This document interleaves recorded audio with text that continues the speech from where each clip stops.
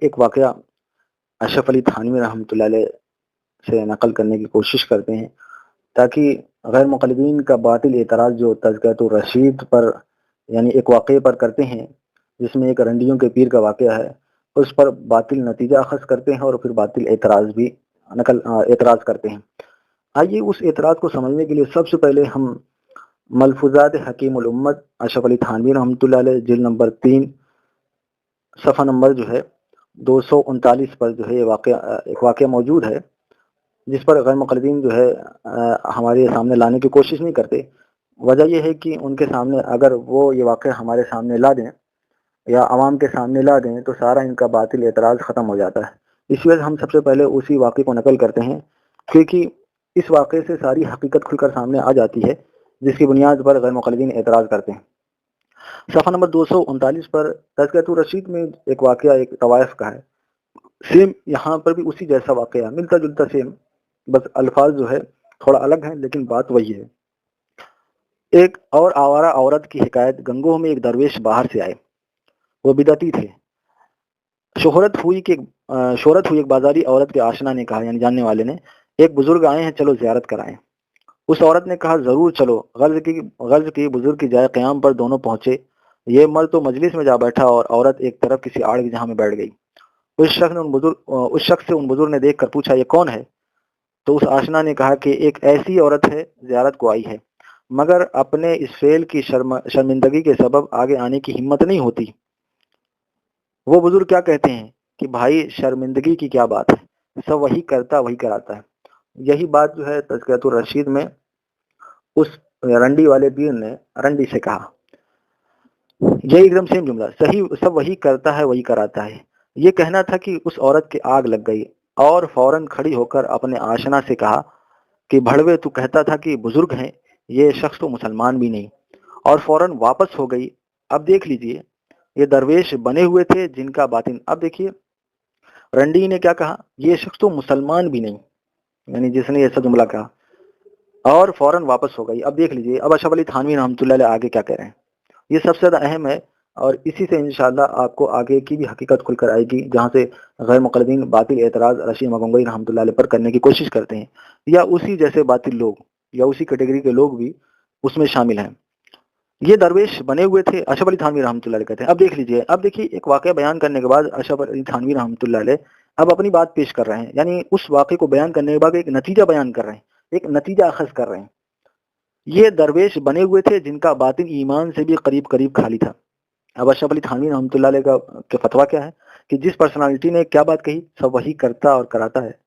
یہ کہنا تھا کہ اس عورت کا آگ لگ گئی، یعنی اسی بات کو اشرف علی تھانوی رحمۃ اللہ علیہ اب اپنی بات بیان کر رہے ہیں۔ کہتے ہیں کہ جس کا باطن ایمان سے بھی قریب قریب خالی تھا، اور وہ فاحشہ تھی جس کا باطن ایمان سے پر تھا۔ اب دیکھیے یہاں فاحشہ کا فلی سپورٹ ہو رہا ہے اور اس پیر کا رد ہو رہا ہے، وہی جملہ جو یہاں پر کہا گیا انشاءاللہ تذکرۃ الرشید میں بھی آئے گا، اور آپ کے سامنے پورا ہم تفصیلاً جائزہ لیں گے تاکہ حقیقت کھل کے سامنے آ جائے۔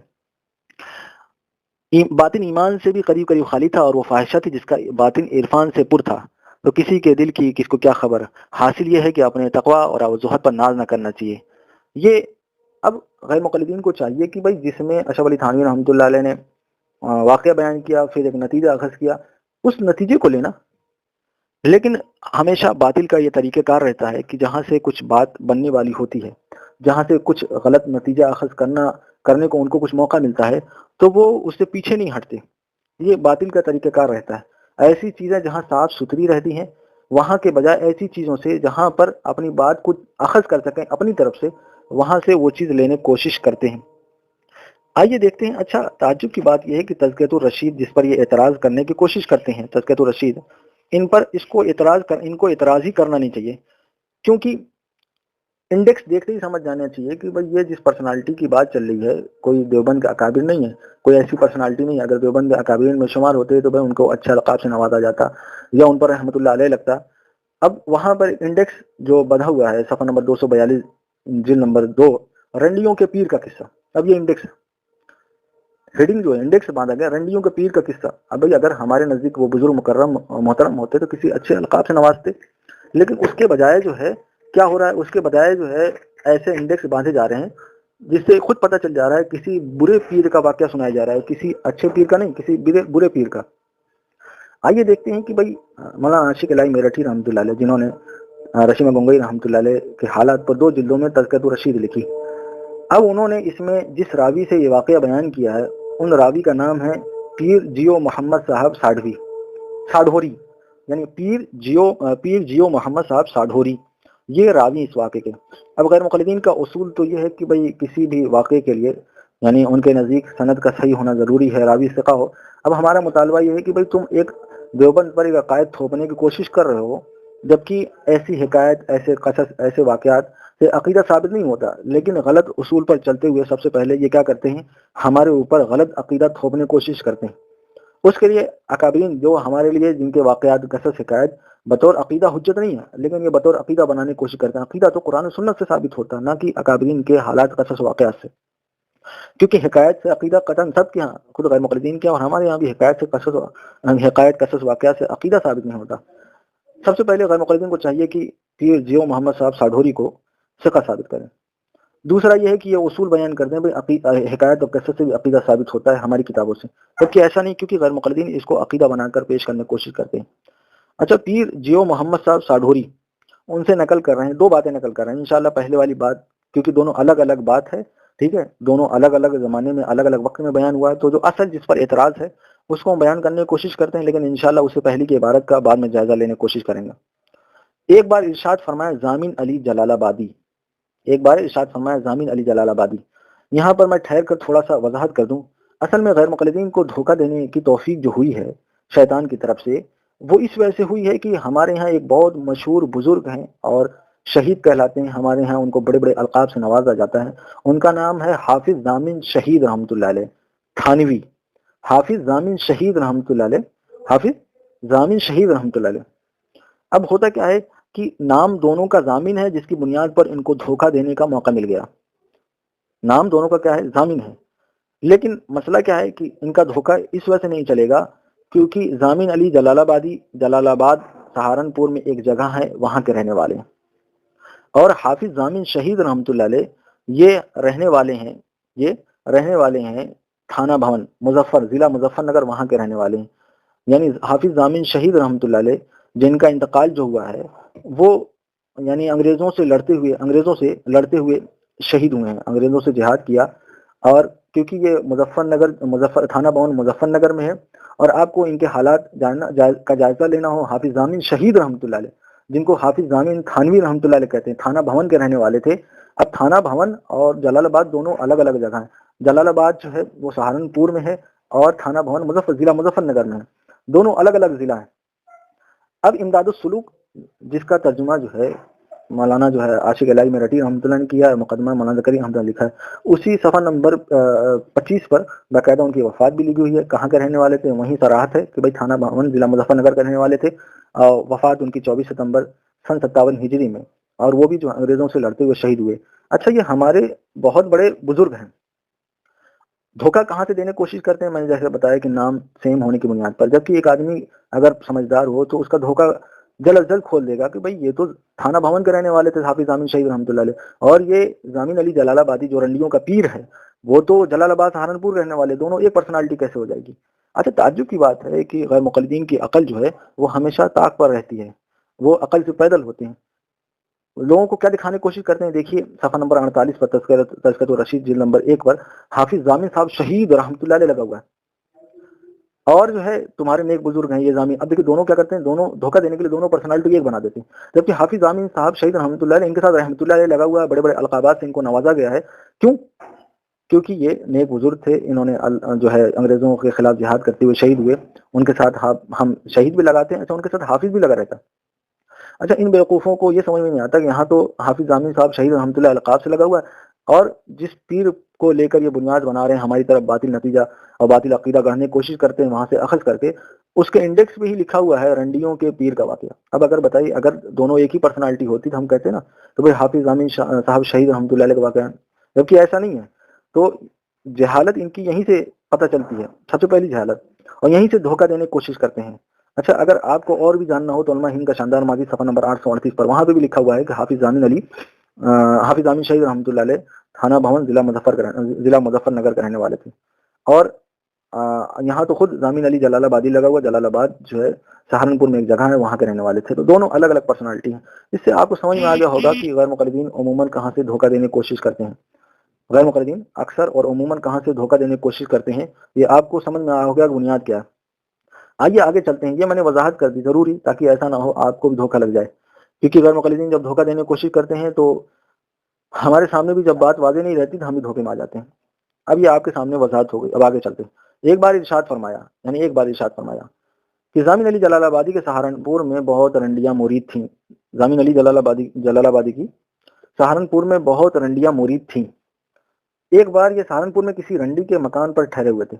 سب مریدین اپنے میاں صاحب کی زیارت کے لیے حاضر ہوئی، مگر ایک رنڈی نہیں آئی۔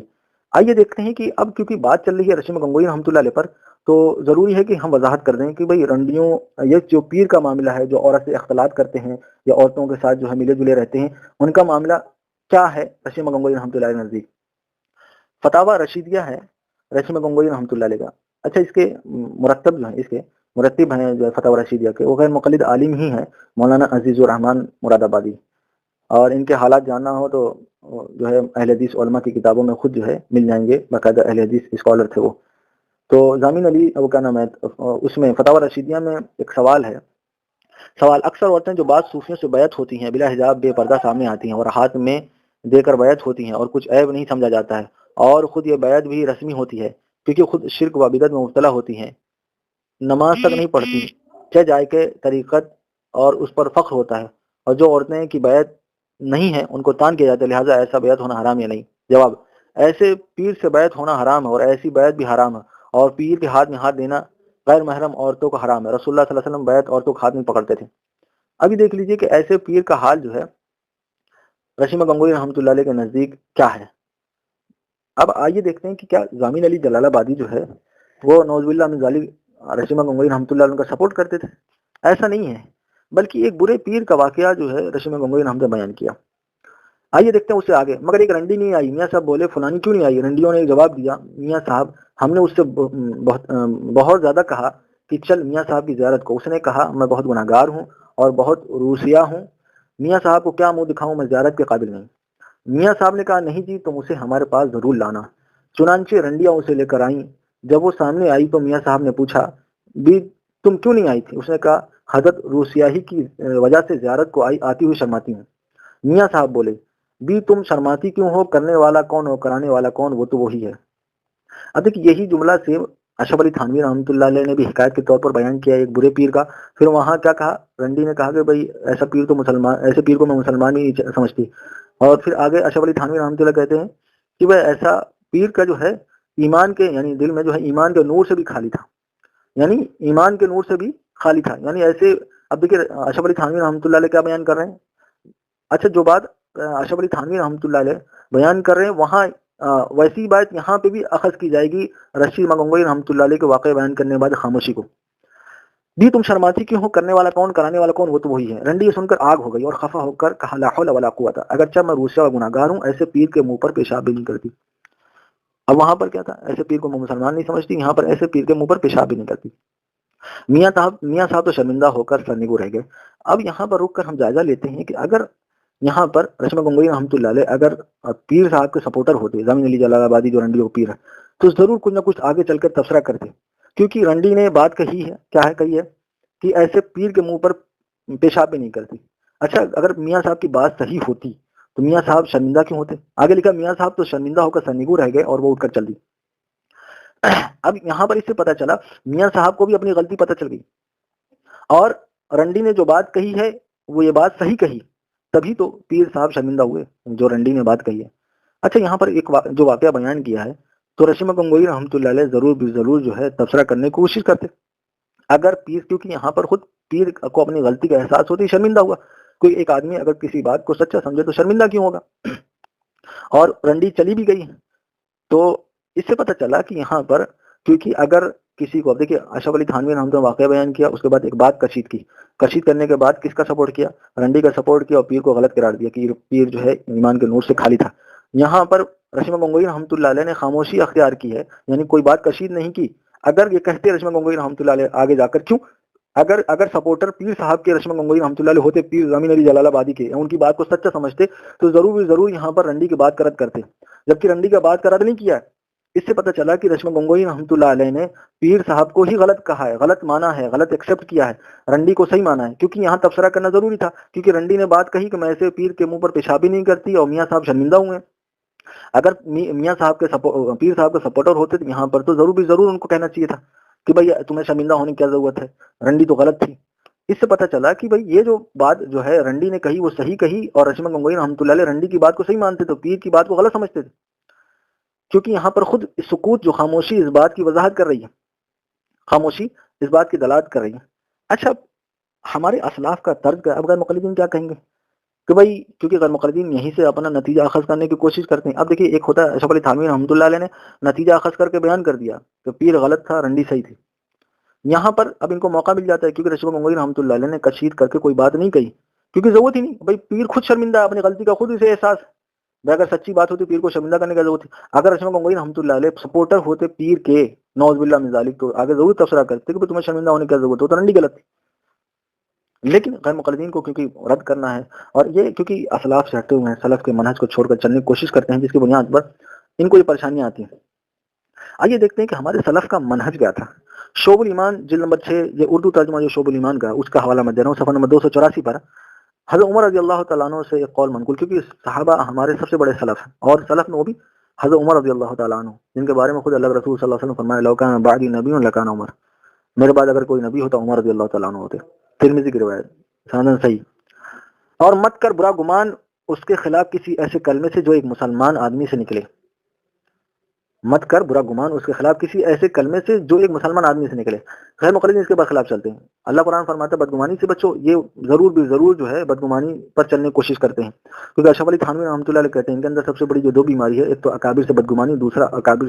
اکابر پر بدزبانی۔ یہ ان کا دو چیزیں ان کی پہچان ہے، جس سے پہچانا جاتا ہے کہ بھئی یہ غیر مقلد ہے۔ حضرت عمر رضی اللہ تعالیٰ نے کیا کہنا، جو ایک مسلمان آدمی سے نکلے تو اور مت کر برا گمان اس کے خلاف کسی ایسے کلمے سے جو ایک مسلمان آدمی سے نکلے، جبکہ تو اس کے لیے خیر کا مطلب بھی پاتا ہو۔ لیکن یہ خیر کے بجائے یہ شر ہی ڈھونڈتے ہیں، کیونکہ ان کو شر مل گیا کہ بھائی زامن علی جلال آبادی حافظ زامن شہید رحمۃ اللہ علیہ، اور ادھر زامن علی جلال آبادی، نام سیم ہو گیا، وہیں سے انہوں نے بنیاد بنا ڈالی ساری۔ کیوں؟ جانتے تھے بھائی ایک کو تو بہت بڑا بزرگ مانتے ہیں، اور وہیں سے دونوں کو ملا دیا کہ دونوں ایک ہی پرسنالٹی، جہاں سے ان کو دھوکہ دینے کا موقع مل گیا۔ اور الحمدللہ پہلے ہی ہم نے دھوکہ کھول دیا کہ زامن علی جلال آبادی جلال آباد سہارنپور رہنے والے تھے، اور حافظ زامن شہید رحمۃ اللہ علیہ تھانہ بھون ضلع مظفر نگر کے رہنے والے تھے۔ آئیے دیکھتے ہیں کہ اسی شعب الایمان البیہقی میں ہے، 8344 نمبر حدیث ہے، یہ 8345 تھی اور یہ 8344 جس کو میں سنانے جا رہا ہوں۔ جعفر بن محمد نے کہا، جب تجھے تیری بھائی سے کوئی تکلیف پہنچے تو تم اس سے عذر پوچھو، 1 سے لے کر 70 تک، اگر تم کو اس کا عذر مل جائے تو ٹھیک، ورنہ یوں کہے اس کا کوئی عذر ہوگا جس کو میں نہیں جانتا۔ اب دیکھیے، یہ ہمارے سلف کا منہج ہے۔ ایسے تو میں بہت سے اسلاف کے اقوال سنا سکتا ہوں جہاں پہ ہمیں بدگمانی سے بچنے کے لیے کہا گیا، اور کسی کے بعد تو اچھے خیر کی طرف محمول کرنے کے لیے کہا گیا، خیر کی طرف لے جانے، لیکن غیر مقلدین اس کے الٹا شر کی طرف لے جانے کی کوشش کرتے ہیں۔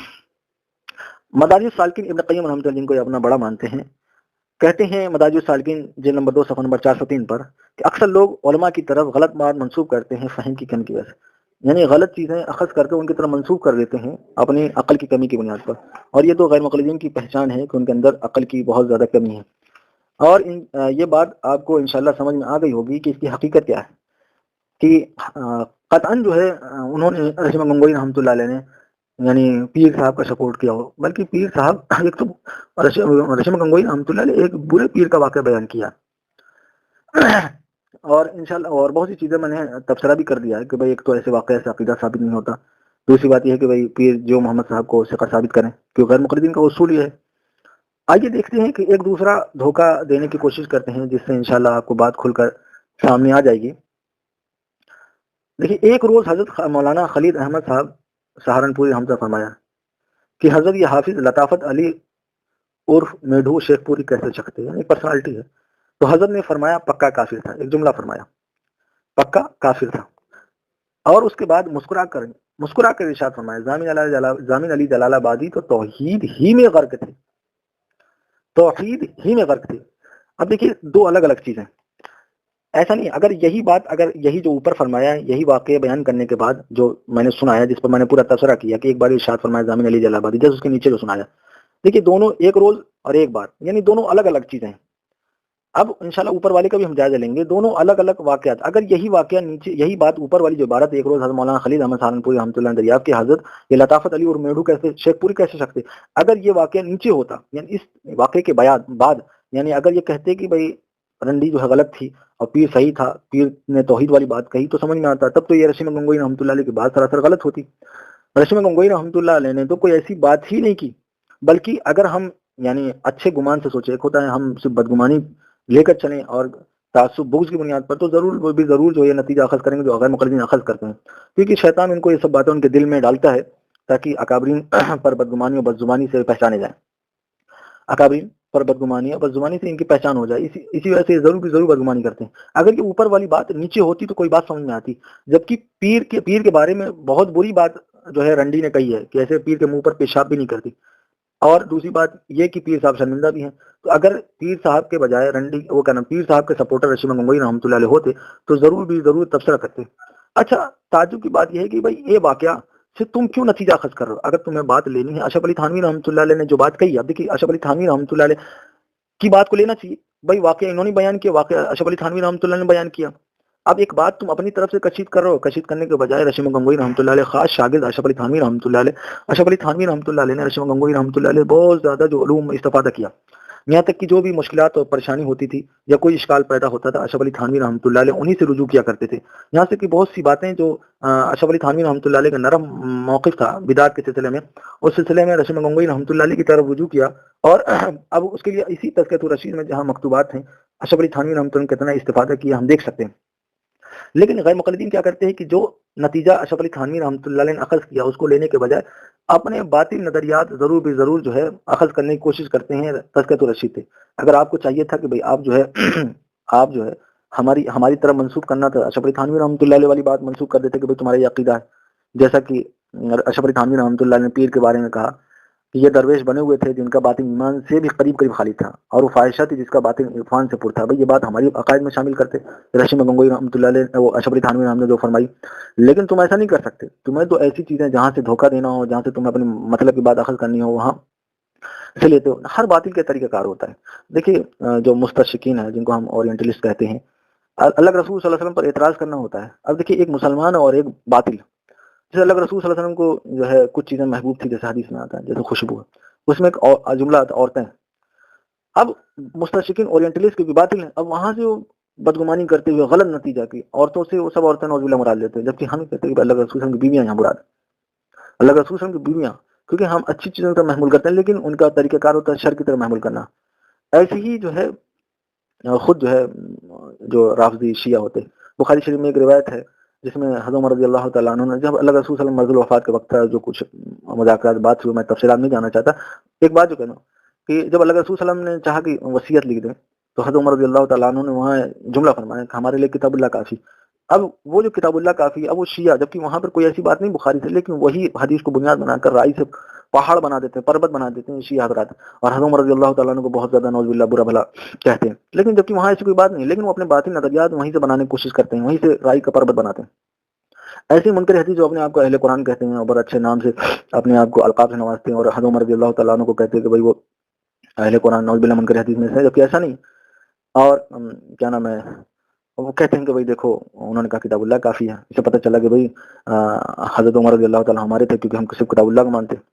تو ایسے باطل نظریات جو ہے جہاں سے کچھ باتیں مبہم ہوتی ہیں وہاں سے لے جانے کی کوشش کرتے ہیں.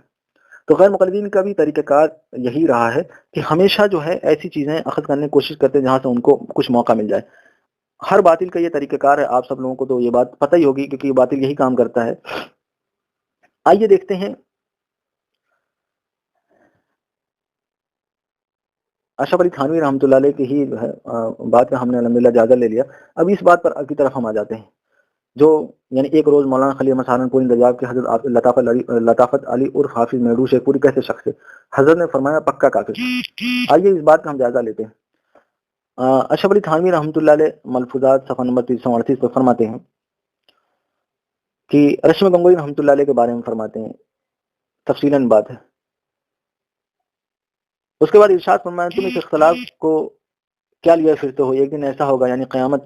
کہ اس میں بہت لوگ ایسے بخشے جائیں گے جن کو تم دنیا میں کافر سمجھا کرتے تھے اور واقعی میں کافر نہ تھے مگر تم کو ان کے ایمان کا ادراک نہ تھا۔ یہ تو مولانا کی صوفیت کی شان تھی۔ پھر علم کی شان بھی ظاہر ہوئی کہ فرمانے لگے کبھی کبھی کسی کو دھمکانے کے لیے کافر بھی کہہ دیا کرو۔ یہ اشرف علی تھانوی رحمۃ اللہ علیہ ملفوظات صفحہ نمبر 338 فرمانے لگے کبھی کبھی کسی کو دھمکانے کے لیے کافر بھی کہہ دیا کرو۔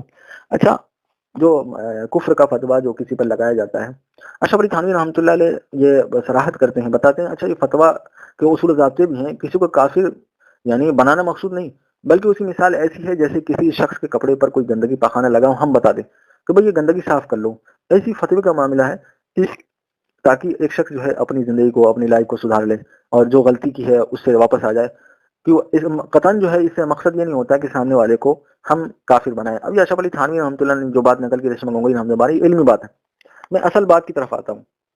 اس کے بعد مسکرا کر ارشاد فرمایا کہ ضامن علی جلال آبادی تو توحید ہی میں غرق تھے۔